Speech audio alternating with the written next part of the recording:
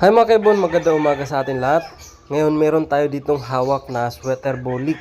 So chinicheck ko ngayon kung meron siyang problema. So nakita ko rin naman, all goods naman. Maganda yung katawan, balansyado lang. Hindi naman gaano mababa.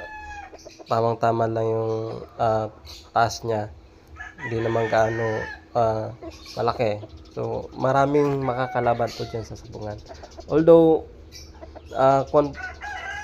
breed to ng kapatid ko sa probinsya, dinala ko lang dito sa Laguna para ilaban.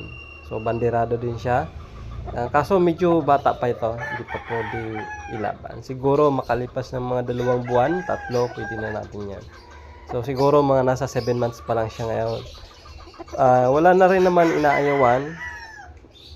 Laban na doon sa lahat, matanda, bata, kasi kailangan niya laban na. Ininjihan ko na rin siya ng 0.2 biksan para masanay.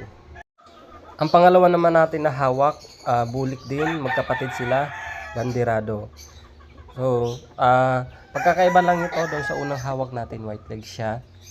Kasi yung nanay nito white legs, yung tatay golden boy sweater, kaya naging white yung paa. Kung titingnan, parang mistiso lang. Karamihan naman ngayon mga breed mistiso, pero mas maganda kung quality na. Kasi kung purpose mo pang binta, so dapat quality. Maliliit yung ulo. Yung kasi yung gusto ng mga buyers ngayon, yung maliliit yung ulo para pogi kung tingnan. So backyard lang tayo ngayon.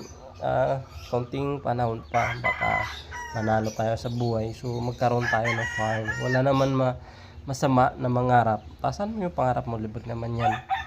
So baka sakali manalo tayo sa tamang diskarte, tiyaga, sikap. So baka magkakaroon tayo ng farm someday. So hindi natin ililimit yung ating mga pangarap. So mangarap lang tayo, libre po yan.